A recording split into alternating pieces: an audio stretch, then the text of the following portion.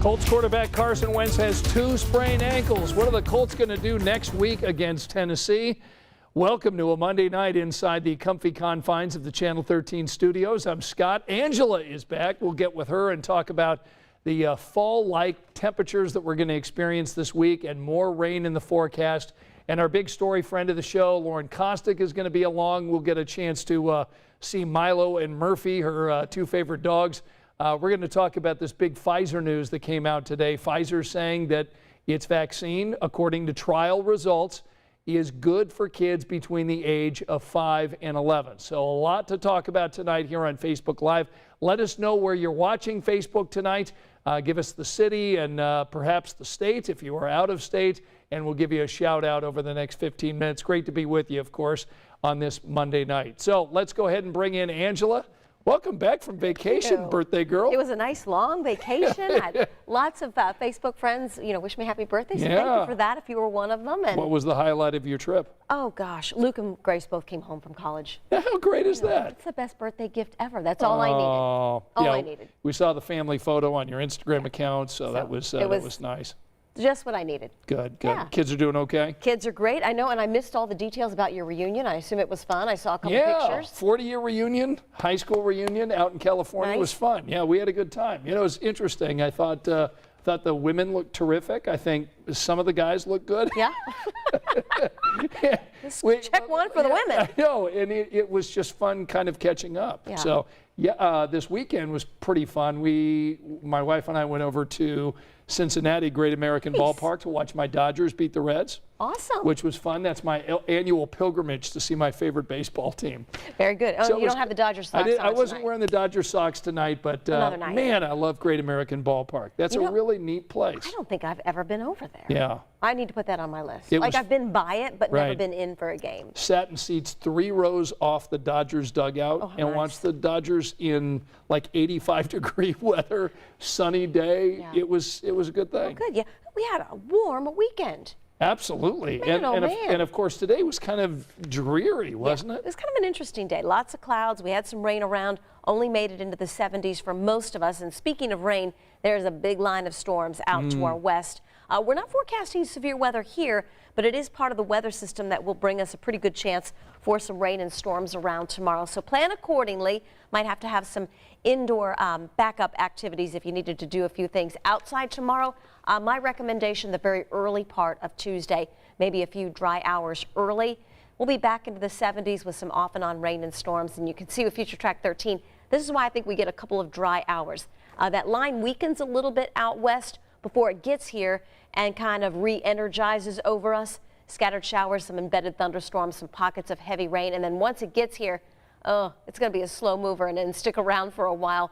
The rain on Wednesday will be what we call a raw rain. It's going to be chilly. We spend most of Wednesday in the 50s.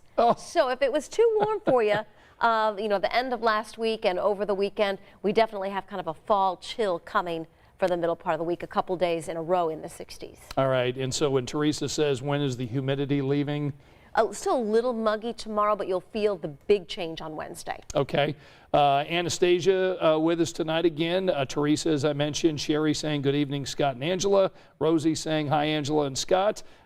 We've got Eric with us tonight. Kim is with us. Ralph, Virginia. Paul is with us tonight. Adrienne. Angie is with us. Kim is with us. So we've got lots of Facebook friends tonight joining us. It's great to have all of you here tonight. And we'll get back with Angela and talk a little bit more about the rain and the fall temps coming up in a moment. But we do want to turn our attention to our big story that's coming up tonight on 13 News at 11. We're going to be talking about this Pfizer news today that came out. Pfizer, of course, one of the companies that has put out the COVID vaccination, has now said, based on its trial, that the vaccine is safe for kids between the age of 5 and 11. So parents, if this ends up happening, if Pfizer is able to get this out there, is this something that you feel comfortable giving to your son or your daughter? Let's go ahead and bring in friend of the show, Lauren Kostick. We'll be hopefully seeing her dogs coming up in a moment because that's one of the favorite things that we like to do with Lauren. But Lauren, first of all, you talked to a pediatrician tonight. about this Pfizer news. Tell us about the story that we're going to be seeing tonight on 13 News at 11. Right, exactly. This is, something many families have been waiting for, since they could get vaccinated. They've been waiting to get their kids vaccinated. So we checked in with a pediatrician to really understand what do parents need to know. And keep in mind that this is just the first step in the process. So the FDA, the CDC, they still need to review the study and the data. And like you said, this vaccine would be for those that are 5 to 11. And a big difference we saw in the study is the dosage. So for adults, it's 30 micrograms, but for kids, they tested 10 micrograms. And they found that to be safe and effective. And that's mostly because, as a pediatrician explained to me, kids' immune systems, they're a lot different than adults. So coming up at 11, we'll look more closely at this study that Pfizer released today. And also our Emily Longnecker, she's going to be talking to some parents that have kiddos that age to see, how they feel about the study and if they're going to sign their kids up. So, when I spoke to the pediatrician, she said, it's really, there's Milo, it's really a mixed bag of where was I going? See, Milo threw me off now, my train of thought. But as the pediatrician was saying, there's some parents who they're ready. They want to get their kids vaccinated and they would do it now today if they could. And then there's some that just they want to kind of wait. They want to see the study. They want to see the data. And Milo's being really impatient. I'm sorry. But that's kind of what we're going to look at 11. We'll look deeper into the study that Pfizer released today. All right, Milo. All right, Milo. Let's get the camera down on Milo and get a look at your cute pup. Oh, gosh, every time he hears your voice, he's ready. He's just sitting here. He's like, the fact that Milo is barking at me, is that a good sign or a bad sign? Oh, it's good. He's like, because of Scott, I get all these treats. He's like, hello, world. My name's Milo. Milo, you want to show him your fancy trick we've been practicing? Oh, my gosh. Ready? He's been practicing this for you Oh, guys. well, you got a trick? Ready? Okay. Stay. You going to catch it? Come on, Milo. Good job. Oh, on the first attempt. Lauren Good Costin. job. Can you do it Well one done, more my time? friend. Ready? Oh, sit. You got to back up. Murphy wants to get in on the action. Okay. Good job, Milo. Oh, my Murphy, goodness. You want to do it? Oh, he got it. It's under the There you table. go. Milo and Murphy, they are always entertaining. Lauren, thank you so much for sharing your dogs with us tonight. And we'll see you for part of our big story coming up on 13 News at 11. Her dogs are awfully cute. So great to see you, my friend. Bye, All right. guys. All right. Thank you so much. So again, we'll have more from Lauren and this interview that she's done with the pediatrician. Let us know again, parents, what you think. Keep it civil, please. Just let us know what you think about if the Pfizer vaccine is approved for children between the age of 5 and 11. Let us know. Is this something that you would give your son or daughter or not? Just go ahead and let us know there in the comment section. Let's bring in Angela.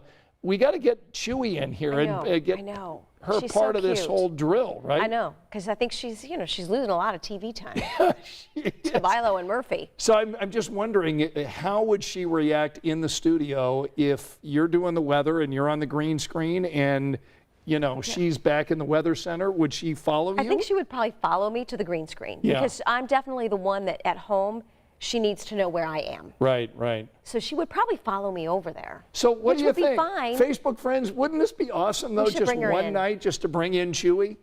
Maybe a Friday night when we know the bosses aren't watching.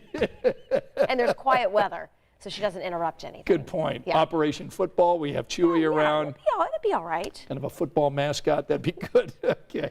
How about this? Did you watch any of the Colts game yesterday? I watched some of it, and then Twitter is entertaining. Oh. During the Colts game. On a big event like the Colts? Yeah. Absolutely. So you kind of can watch, and it's interesting. Yeah. But you feel bad because the team was ready, and injuries are always a part of a season. Right. You hate it for them to be 0-2 and staring down going to Tennessee. Yeah. With your QB not feeling so well. My gosh, 3 road games. You got to win these division games. Yeah. I mean, we lost the first 2 at home. Now you got to go on the road for 3, and now you don't have your starting quarterback. He's got 2 sprained ankles. So let's go ahead and show you the play where it happened yesterday.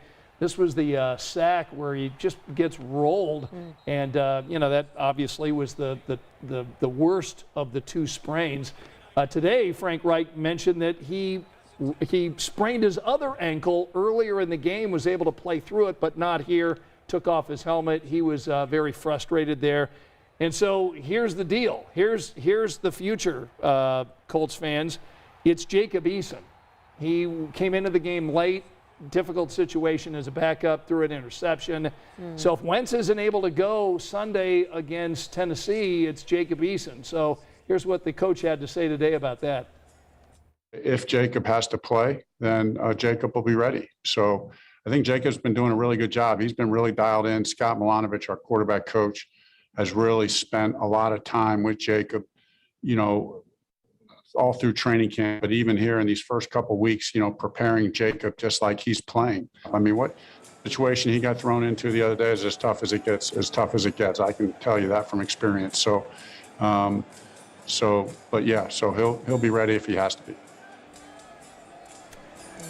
All right, so again, we don't know as of tonight how Carson Wentz is going to heal. Is he going to be a quick healer? We just don't know yet, but this is going to be a story, obviously. Taylor and Dave are going to follow, you know, until we get to game day in Tennessee Sunday. And as Taylor pointed out, Eason should be ready. He's had plenty of snaps with the ones during camp when Carson was injured, right, with the foot COVID injury. protocol and other things. So he's had some snaps with the ones. Yep, good point. I only learned that from Taylor. I listened to her earlier. She's so good. She's so good. Yep. So you listen to her, you learn a few things. That's right. So he should be ready to go. Yeah, I sure hope so. Let's go ahead and read some of the comments that we've got tonight. Teresa said it was a hard game to watch. Janice says, yes, really missed Chewy. So Janice wants to see Angela's dog here on the news. Brian saying, what about Purdue band on Saturday? Yeah, we did show that on one of our earlier news. Did you hear the whole thing? World's biggest drum was not allowed in South Bend because they didn't have an entrance for the visiting team. So the band goes ahead and does they create a band as part of the marching band. They create a drum as they are performing. Very cool. So yeah, we had that on the news. Renita says, yes, we want to meet Chewy. And let's see, people are mentioning the vaccine. Yeah, about half and half on yay, you would give it to your child, and no. Yeah, so pretty clear though that people want to see Chewy based on what we're seeing here tonight. All right, so wake up weather tomorrow, how are we looking? I think we get a couple of dry hours before the weather pattern turns stormy. Rain and storms tomorrow. Let's go mid to late morning arrival time, and then they'll continue off and on the rest of the day. Temperatures in the 70s. So if you need some dry time, might get a couple of hours early before the rain arrives. And then just rainy and cool. It's going to be jacket umbrella weather on Wednesday, most of the day in the 50s. Right. Ooh. 50s. So quite a bit cooler than what we've had the last few days. Sean was in last week. He was predicting a hoodie weather alert. I saw that. I happened to have the news on Friday evening at home, and I'm like, is there an alert, like a frost alert that far out? And then I look closely and it's a hoodie alert. And I'm like, oh, geez. I'm not sure that's part of the whole Indianapolis it's not an official weather service. Yeah. But I love it. It was very creative. Very funny. Very creative. Sean's always good. He is very, and he's a good social media follow, too. He is, you bet. All right, for Angela, I'm Scott. Thank you so much for joining us here on Facebook Live. Continue to let us know your comments about the big story, Chewy, Milo and Murphy. All of that is fair game tonight, and we'll see you tonight on 13 News at 11. Good night.